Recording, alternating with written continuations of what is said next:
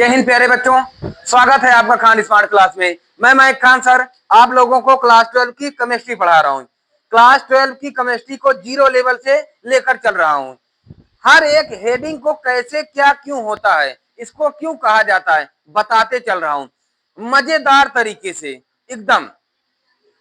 यानी हम एक एक हेडिंग को समझते चल रहे हैं, आखिर ये केमिस्ट्री है क्या। फॉर एग्जाम्पल जैसे अभी तक विलयन बता दिया, विलेय बता दिए और विलायक बता दिया, फिर उसके बाद मोलरता, मोललता, इन सब का आखिर ये है क्या, मोल है क्या। देखिए अब मोल को एक बार फिर बताऊंगा। देखिए विलयन बना कैसे, मान लीजिए शरबत बनाए, आप शरबत बनाए, शरबत में आपने जो पानी मिलाया है, जो चीनी मिलाई है, इसी को चीनी को यानी शरबत बनाने के लिए जो चीनी मिलाए हो आप, इसी चीनी को केमिस्ट्री की भाषा में मोल कहते हैं। क्या कहते हैं? मोल। अब मोल अगली हेडिंग हमारी क्या है? मोल अंश, मोल अणु और मोल प्रभाज। आखिर ये कुछ अलग अलग है या एक ही है? एक ही है तो यहाँ पर अलग अलग है तो एक अंग्रेजी ही लिखी है, और अगर अलग अलग नहीं है तो इन सब का नाम का क्या मतलब है? सबर करो सबर करो, सब बताता हूं, है ना। देखिए मोल अंश, मोल को समझ गए, मोल को समझ गए, यानी शरबत में जो चीनी होती है इसी को मोल कहते हैं। अब यानी शरबत मान लीजिए बना रहे हो, कोई आपसे पूछ ले कि भैया ये बताओ, आपने हमें शरबत तो बनाया लेकिन शरबत पिलाया, लेकिन शरबत पिलाने में आपने कितनी चीनी मिलाई थी, बहुत मजा आया शरबत पीने में, और कितना पानी मिलाया था, बहुत मजा आया शरबत पीने में। यानी अब शरबत बनाने में कितनी चीनी और कितना पानी मिलाए हो, इन्हीं दोनों के अनुपात को, कितना चीनी कितना पानी शरबत, इसी को अलग अलग मोल अंश यानी चीनी अलग पानी अलग, मोल फ्रैक्शन चीनी अलग पानी अलग, इन दोनों का अलग अलग क्वांटिटी बताओ, इसी को कहते हैं मोल प्रभाज। क्लियर है? समझ गए इस बात को, है ना। मोल प्रभाज किसे कहते हैं, मोल किसे कहते हैं ये समझ जाओ तो मोल प्रभाज को समझ जाओगे। मोल कोई भी पूछ लेगा आपसे बता दोगे ना, तो यानी समझ गए ना। शरबत में मोल समझ जाओ, मोल जो चीनी, शरबत में चीनी को मोल कहते हैं। अब उसी को अलग अलग बताना है, शरबत में कितना चीनी है कितना पानी है, इसी को मोल प्रभाज कहते हैं। क्लियर है इतनी बात, है ना। अलग अलग हम लिख दे रहे हैं। फिलहाल मोल प्रभाज किसे कहते हैं, यानी मोल फ्रैक्शन, है ना। तो मोल फ्रैक्शन किसी विलयन में उपस्थित घटक, किसका, कौन सा घटक, विलेय या विलायक, दोनों घटक के मोलों की संख्या और विलयन में उपस्थित कुल मोलों की संख्या के अनुपात को उस घटक का मोल प्रभाज कहते हैं। क्लियर है इतनी बात, है ना। इसे जाई से व्यक्त करते हैं, जाई इक्वल, अब ये सूत्र नहीं लिखूंगा, अबे पहले सूत्र लिखने से पहले तीन चीजें बता दूंगा तब सूत्र समझ में आएगी। पहले ये मोल अंश क्या है, पहले इसको एक बार देख लो।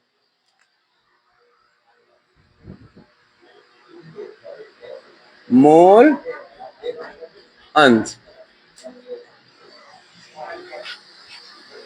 तो थोड़ा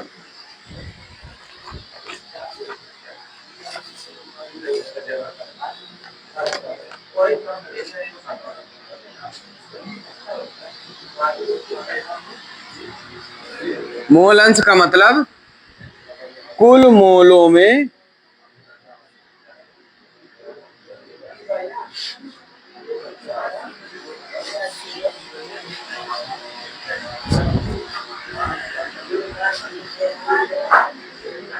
उस अकेले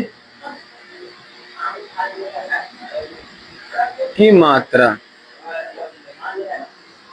कुछ कुछ कुल मोलों में उस अकेले की मात्रा, कैसे कि मतलब चीनी कितना है पानी कितना है ना, अकेले की मात्रा। क्लियर है। और फिर इसके बाद मोल अंश हो गया मोल अणु या अणु भिन्न, अणु। वैसे इसको कह सकते हैं मोल प्रभाज या मोल अंश को बंटवारा कह सकते हो, है ना, अलग अलग कह सकते हो। इसी को अगर हम देसी भाषा में रखें तो इसे मोल प्रभाज को बंटवारा या फ्रैक्शन या डिवाइड या अलग अलग कह सकते हो, है ना। जो आपको सही लगे वही करो, ठीक है। इसे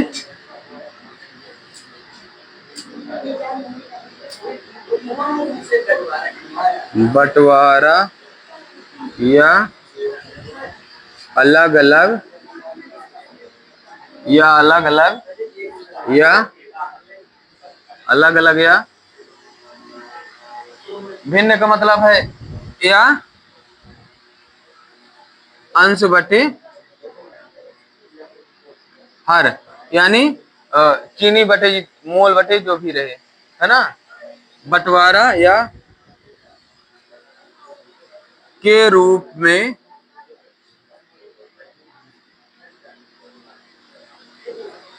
व्यक्त करते हैं।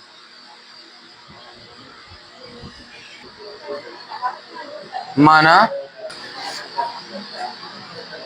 विलेय विलेय के माना विलेय के मोलों की संख्या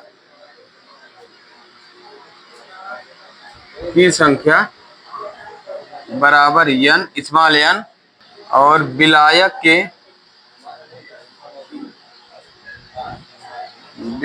के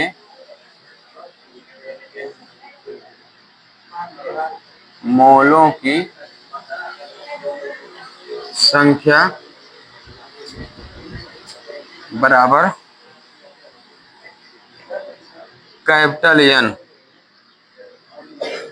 है। तो बिलियन में कुल मोल बराबर, बिलियन बराबर क्या होता है, विलेय प्लस विलायक, है ना। तो विलेय की संख्या n, विलायक की संख्या कैपिटल N, है ना, ये हो जाएगी। तब विलेय में मोल प्रभाज, विलेय में मोल प्रभाज, विलेय में मोल प्रभाज जाई,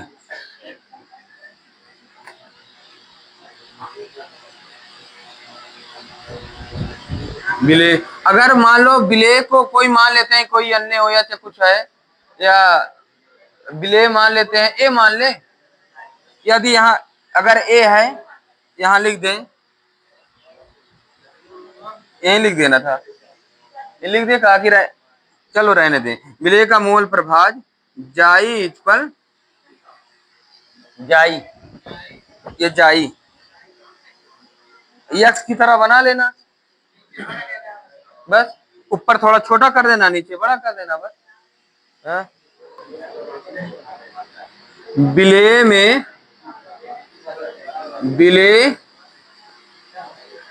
में मोल बटे बिलियन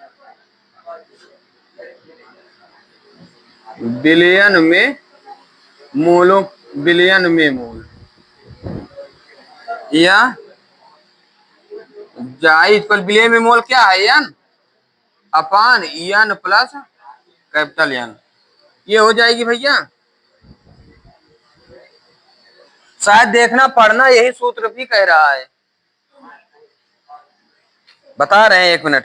और इसी तरह विलेय में हो गई, और विलायक में मोल, और विलायक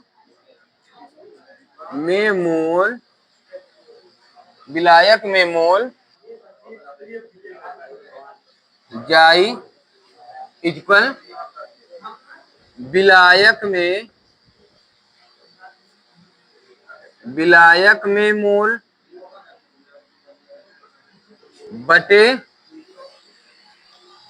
बटे बिलियन में मोल,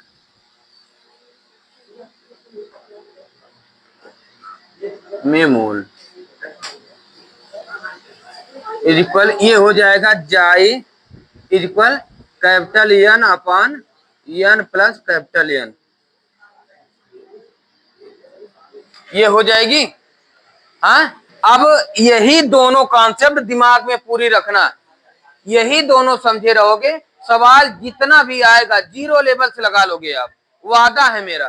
कैसे करोगे, देखो ये क्या कह रहा है, किसी बिलियन में उपस्थित घटक, विलेय घटक के मोलों की संख्या, घटक के मोलों की संख्या, है ना, जो घटक कहा जाए, विलेय कहा जाए या विलायक कहा जाए, जो भी कहा जाए, अगर विलेय कहा जाएगा तो ये रखना, विलायक कहा जाएगा तो ये रखना, है ना, दोनों वही है। मोलों की संख्या, बिलियन में उपस्थित कुल मोलों की संख्या के अनुपात को उस घटक का मोल प्रभाव कहते हैं।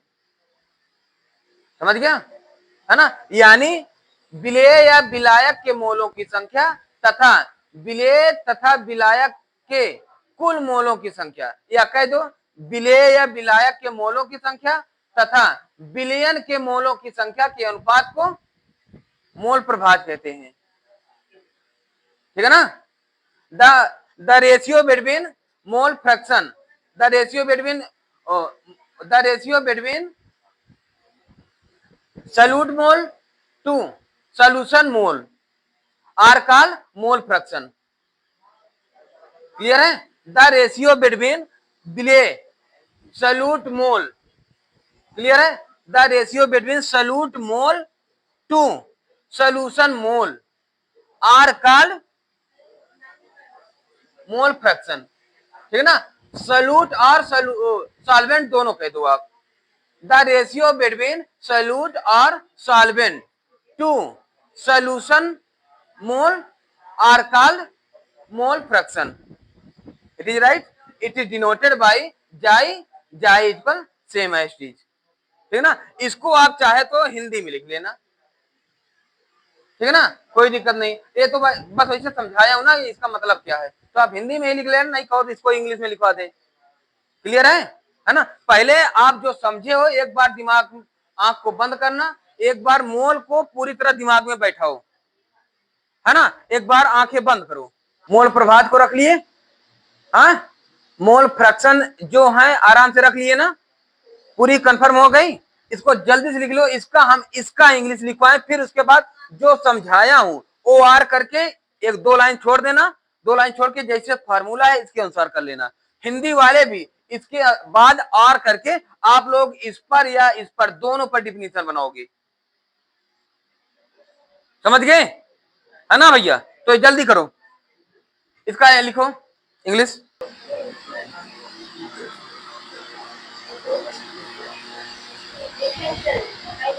ए भैया नोट डाल दो, एक बार फिर देख लेते हैं, किसी भी बिलियन में कुल मोलों के योग का मान हमेशा एक होता है ना, इसका मात्रक कोई नहीं होता।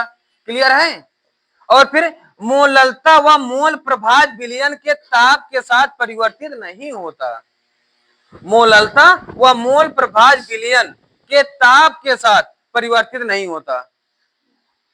ठीक है, समझ गए, अब इसमें थोड़ा एक संबंध है, वो संबंध बहुत जरूरी है, इसको जल्दी से स्क्रीनशॉट ले लो, तो एक संबंध हम बता दे, यहीं पर बता दे या मिटाना पड़ेगा, ठीक है ना, जल्दी से स्क्रीनशॉट लो। देखिए, किसी जलीय विलयन की मोललता यम तथा विलेय के मोल प्रभाव जाई के मध्य संबंध, very most important for board exam two long answer type question, ठीक है ना, वेरी मोस्ट इंपॉर्टेंट। क्या, यदि मोललता या मोल विलेय की 100 ग्राम विलायक में उपस्थित को दर्शाता है तो विलायक के मोल इक्वल 1000 बटे यम1, यम1 क्या है, जहां यम1 इक्वल विलायक का अणुभार, ठीक है ना, और ये विलायक का अणुभार कैसा कौन होगा, जल का अणुभार। तब इसके लिए हम विलेय के मोल भिन्न कैसे निकालेंगे, विलेय के मोल भिन्न, जाई विलेय इक्वल यम अपान यम, यम क्या है, मोल, विलेय के मोल, है ना, यम प्लस 1000 अपान यम1, यम1 क्या है, यम1 क्या है, विलायक का अणुभार। ठीक है ना, हम यहाँ पर ये नहीं लिखे हैं, कि यहाँ पर आप लिख लेना विलेय के मोल बटे विलेय के मोल प्लस 1000 बटे विलायक का अणुभार, ठीक है ना। इसको आप लिख लेना जाई विलेय इक्वल, अब इसी M1 का मान हम 18 रख दिए, 18 होता ये जल का अणुभार कितना होता है 18, यही 18 रख के हम सॉल्व किए, ये आ गई। क्लियर है ना, इसको आप कर लेना, समझ गए। फिर इसके बाद अब ये कब होगा, जब विलायक जल हो तब, ठीक है ना। ये जान लेना बहुत महत्वपूर्ण है, यहीं से फंसने को होता है, ठीक है ना। फिर इसके बाद मोलरता, मोलरता यम इक्वल यन इंटू 1000 अपान आयतन लीटर में। यन क्या है पिछले जान ही चुके हो, यन क्या है विलेय के मोल, भी क्या है विलयन का आयतन, है ना, विलयन का आयतन ml में। यदि दोनों के मोल अंश का अनुपात, दोनों के मोल कौन कौन विलेय और विलायक दिए हो तब जाई विलेय बटे जाई विलायक इक्वल यन अपान यन, यानी स्मॉल यन का क्या है और कैपिटल यन, है ना।